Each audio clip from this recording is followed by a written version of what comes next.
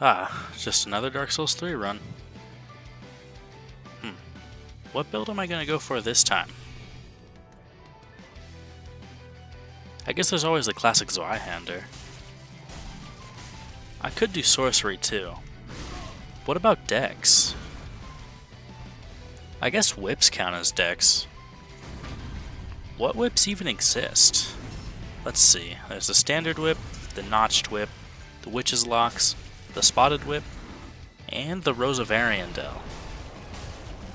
But the regular whip isn't found until the Undead Settlement. I guess we'll figure it out.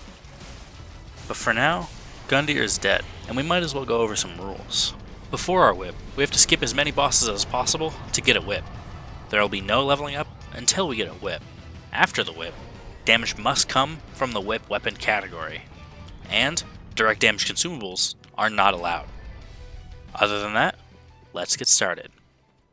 So, our first question is how we're going to get past Fort.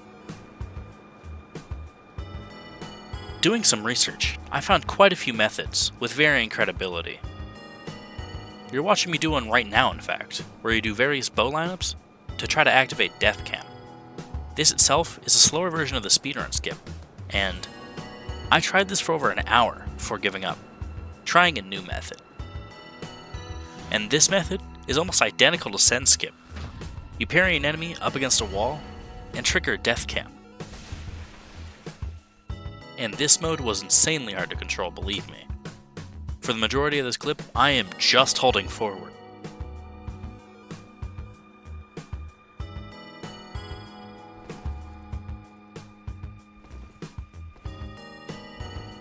And after getting stuck numerous times, failing to descend the ladder, almost dying, and a whole other host of issues,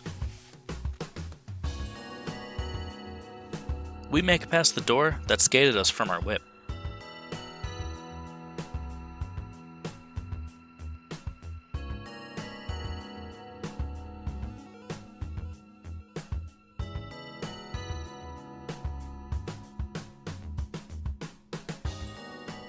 And after loading back in, and raising the banner, we grab our first weapon.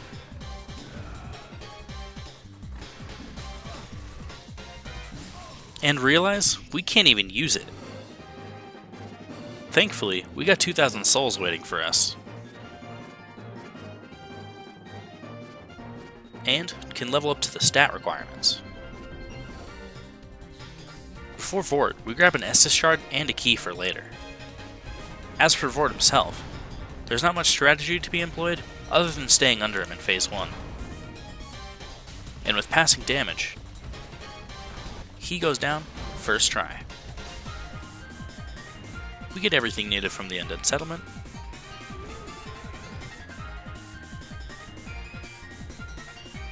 and fight the Greatwood, with charcoal pine resin to shred him.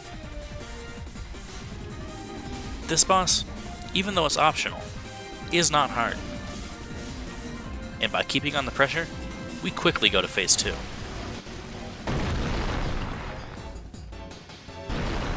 And after out-gimmicking his gimmick, trying to at least, he goes down. Next, we have a very intense fight with the Exiles. And take on the Sage.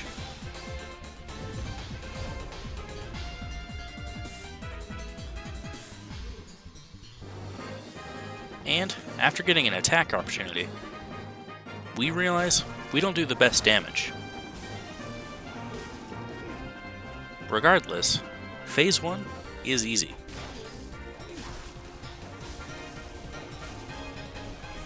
Phase 2 isn't that bad either.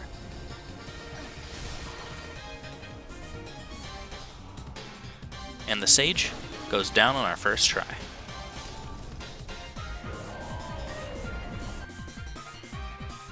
Next is the Cathedral, where we get another whip.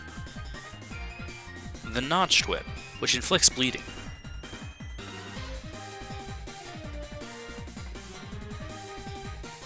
And the Deacons are up. And with good crowd control, our whip breaks. First time I've seen that screen. And the Deacons edge out a victory.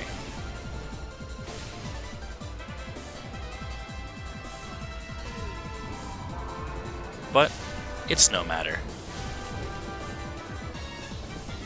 And the Deacons of the Deep go down on our second try. Alright, so fair and keep. Wait, why are we doing the DLC? Why are we doing the DLC?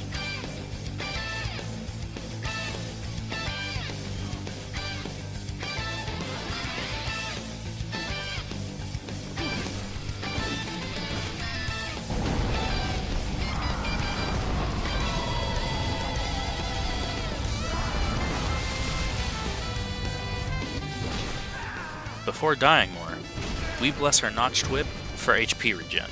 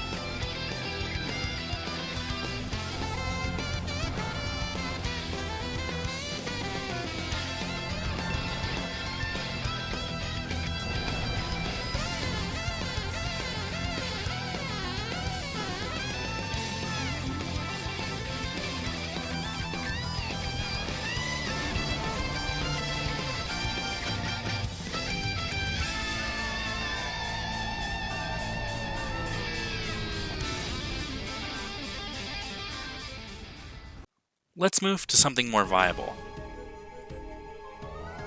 The Abyss Watchers. And viable they are. We can stunlock the Abyss Watchers pretty easily. And Phase 2 comes pretty quickly. And we can still combo them, even in Phase 2. And with one more combo, the Abyss Watchers go down, first try. The Catacombs are uneventful.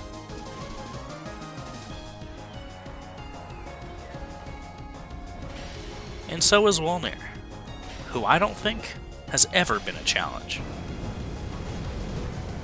We take on the demon by ourselves.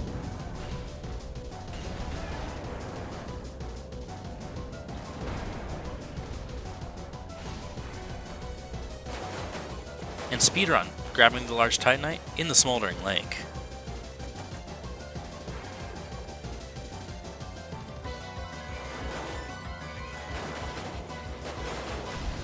Next, we choose the Worm.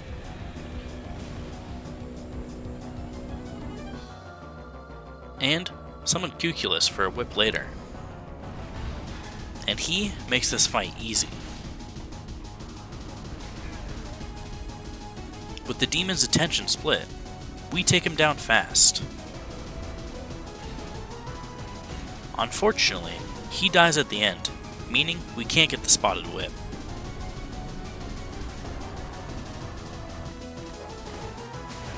And after fighting for my life through Irithyll,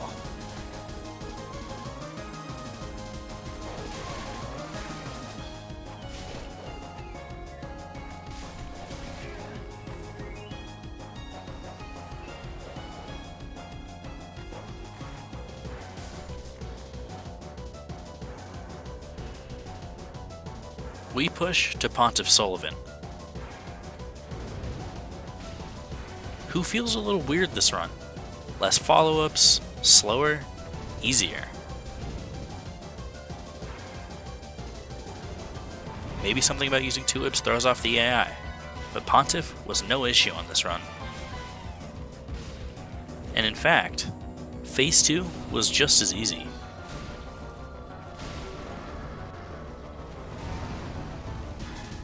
Leading to a first try victory.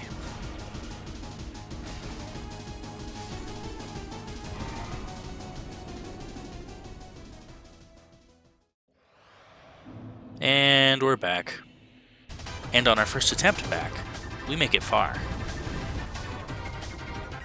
And so, we summon Gale, because I really need this whip. And Gale is the best.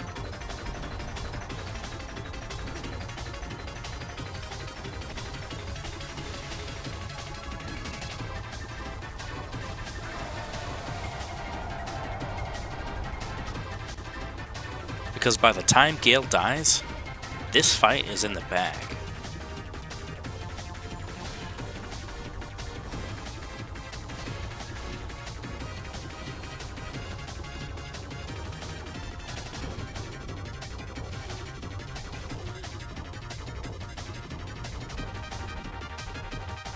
And we trade for the weapon, which is faith-based. And it requires Titanite scales, which we'll be on the lookout for. So, we start retracing our steps for them.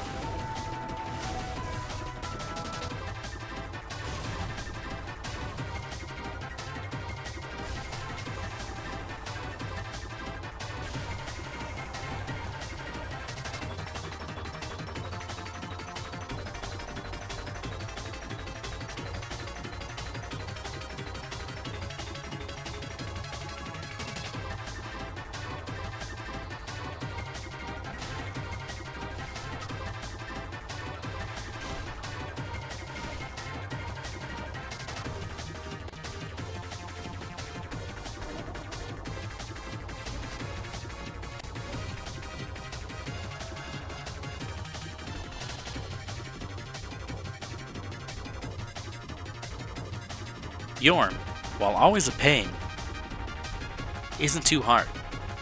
We just gotta keep beating him down until he goes down. And so, it's fairly easy. And he goes down first try.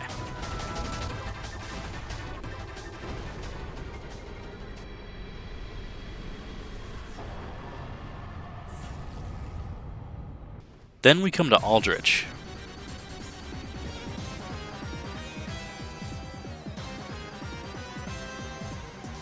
Who we can just walk around.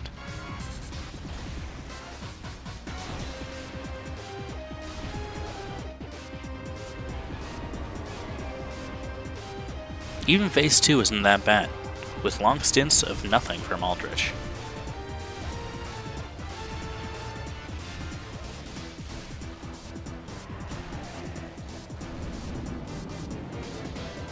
And we first try them.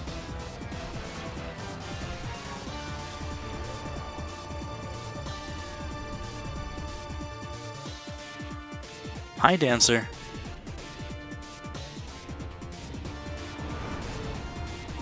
Bye, Dancer. We grab more scales.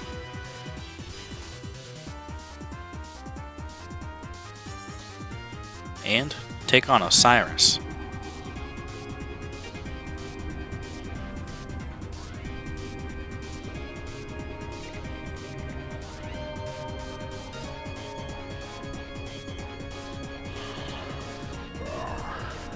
Ignorant slaves. Finally taken notice, have you? Of the power of my beloved Ocelot, child of dragons. Well, I will not give him up.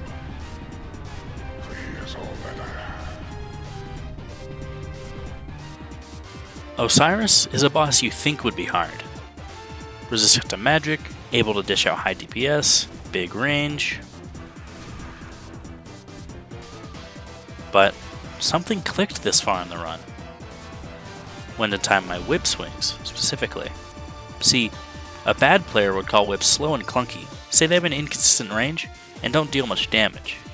But me, I just call it a high-risk, low-reward scenario. And so, Osiris goes down on our first try.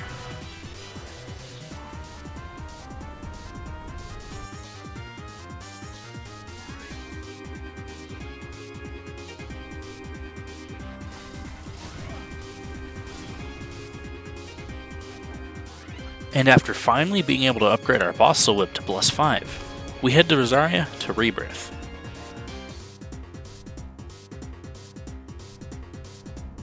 And now, we discuss this new whip.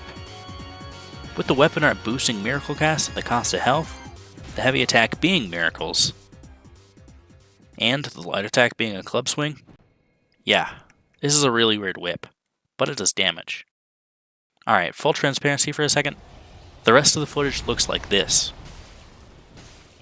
It's black. And it corrupted.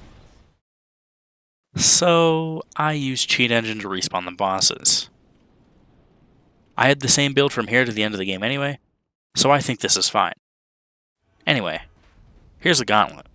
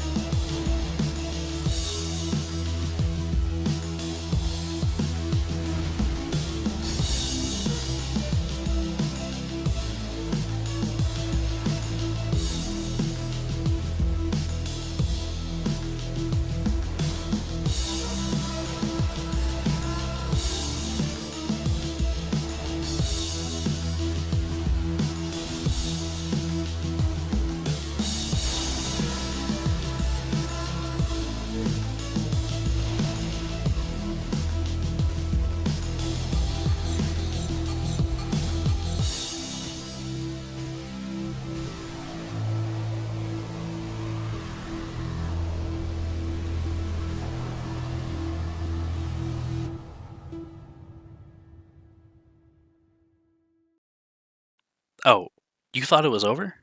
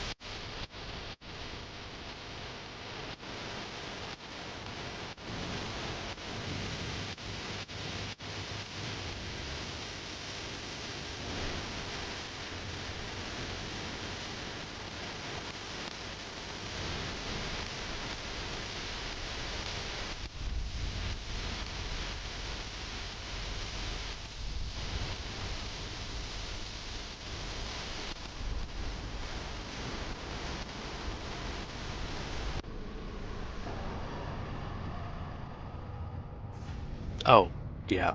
I can't link the flame, because I did it already.